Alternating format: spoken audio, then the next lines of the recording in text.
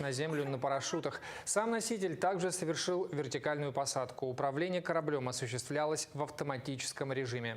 Әлемнің ең бай адамдарының бірі америкалық Джефф Безос ғарышқа ұшып барды. Жақын арада ғарышқа ұшу соншалықты қол жетпес арман секілді болмайды деп ойлаймын. Ал біздің елде алпауыт ғарыш айлағы болса да, үш қазағым ғана ғарышқа ұшып бару мүмкіндігіне ие. Армала шырты, бұл қара жәшік, біз бастаймыз.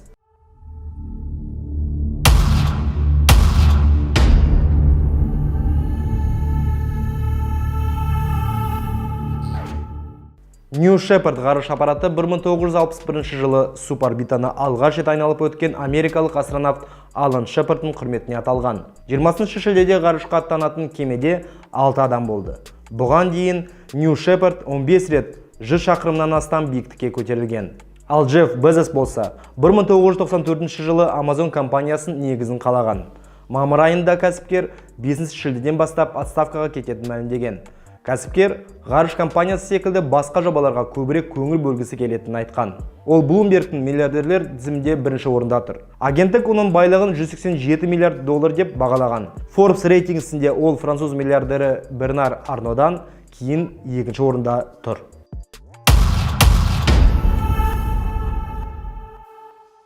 Amazon негізін қалаушы кәсіпкер Джефф Безос өзі құрған Blue Origin компаниясының New Shepard кемесімен ғарышқа ұшып барды. Безоспен бірге оның інісі Марк, 18 жастағы жігіт пен 82 жастағы әже де ғарышқа аттанып келген. Blue Origin компаниясын жариялаған байқауда нәтижелі өткен секілді. Себебі оның жеңімпазы ағайынды Безостармен бірге ғарышқа ұшу керек еді. Соңғы мәлімет бойынша аукционға әлемнің 140 елінен шамамен 6000 адам қатысқан.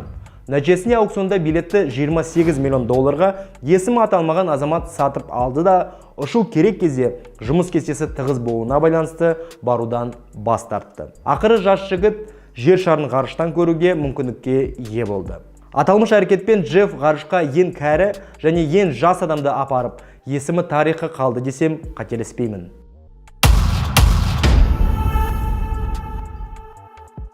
Ал осы айдың басында ақштан басқа миллиардер Ричард Брэнсон мен 3 жолаушы ғарыштан жерге оралды. Брэнсон мінген ғарыш кемесі Нью-Мексико штатындағы шөлейттен ұшып, 15 шақырымға дейін көкке көтерілді.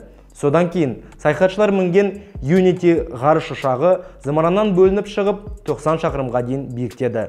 Сапар 2 сағатқа созылды. Нәтижесінде екі бай америкалық азамат бір айда ғарышқа ұшып, әлемге қазіргі таңда кім ғарыш саласындағы держава екенін дәлелдеді. Совет одағы кезінде қанша рет талпынса да, бүгінгі күні Ресей инновация мен технология даму жағынан арта қалып отыр.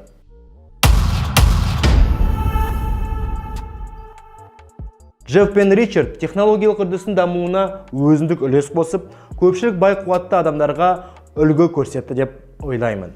Одан бөлек, өздері қаншалықты бай болса да, ғарышты көруге қарапайым бірнеше адамға да мүмкіндік туғызды.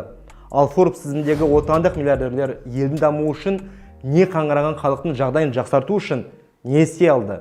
Бәлкім шамалы әрекеттері бар шығар, бірақ көзге көрінбейді, нәтижесі сезілмейді. Сәуір айындағы ақпаратқа сәйкес топ 10 миллиардерді есімізге алсақ. Бірінші орында Владимир Ким, дәулеті 4,7 миллиард ақш доллары. Екінші орында Вячеслав Ким, дәулеті 4,2 миллиард ақш доллары. Үшінші орында Михаил Ламтадзе, дәулеті 3,9 миллиард ақш доллары. Төртінші орында Болат Өтемұратов, дәулеті 3,5 миллиард ақш доллары. Бесінші орында Тимур Құлыбаев, дәулеті 2,9 миллиард ақш доллары. Алтыншы орында Динара Құлыбаева, дәулеті 2,9 миллиард ақш доллары. Жетінші орында Тимур Торлов, дәулеті 2 миллиард ақш доллары. Сегізінші орында Ибрагимовтер әулеті болса, дәулеті 980 миллион ақш доллары. Тоғызыншы орында Кеңес Рақышев, дәулеті 950 миллион ақш доллары. Ал 10-шы орында Сәрсеновтер әулеті, дәулеті 810 миллион ақш доллары.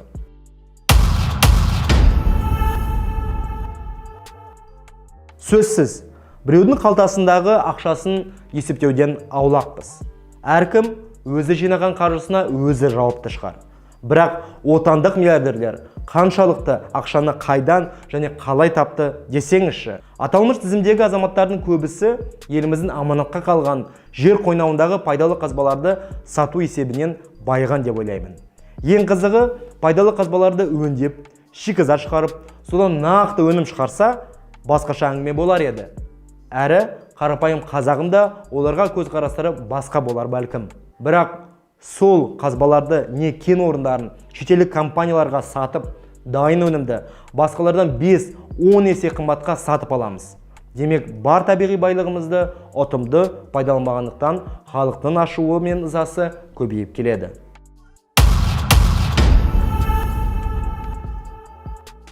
Джефф пен Ричард біздің Ким, Ибрагимовтар, Өтемұратовтар және басқа миллиардерлерден несімен артық дейсіз ғой. Бәлкім, Джефф үйді қажет ететін америкалық көп балалы, не әлеуметтік жағдайы төмен отбасыларға шағын аудан не қала соқпаған шығар. Бірақ әлемге танымал болып кететін интернет сайтын жасап, ақшқа қаншама салықтардан түсетін пайда көзін алып келді. Сонымен қатар, ол Американың мұнайын не басқа кен орындары арқасында байығанда емес. Ал біздің жағдайымыз қандай? Әлеуметтік экономикалық мәселелер бастан асады. Кедейшілік деңгейі артып, жағдайы төмен отбасылар көбейіп келеді. Кейбіреулер олардың мәселесін шешу миллиардерлердің шаруасы емес, үкіметтікі деп айтатын шығар. Ол дұрыс-ақ, келісемін. Бірақ сөздің шыны тереңде. Ойланып көріңіздер.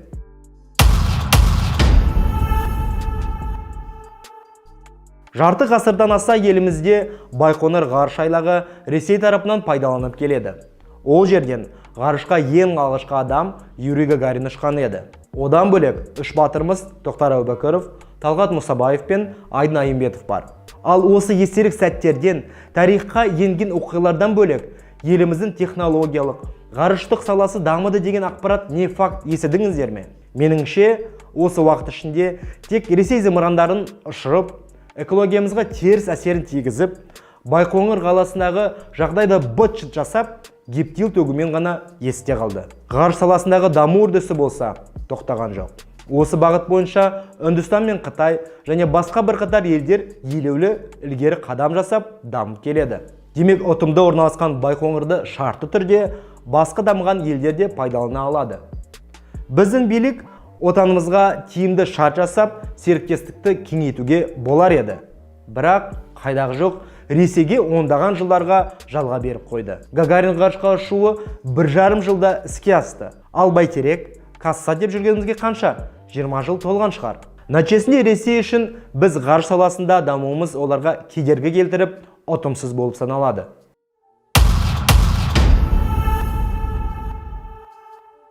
Қорытындылай келгенде, отандық миллиардерлер елдегі әлеуметтік экономикалық мәселелерді шетке қойып, Джефф пен Ричард сияқты елдің дамуы үшін басқа көмегін көрсете алар еді.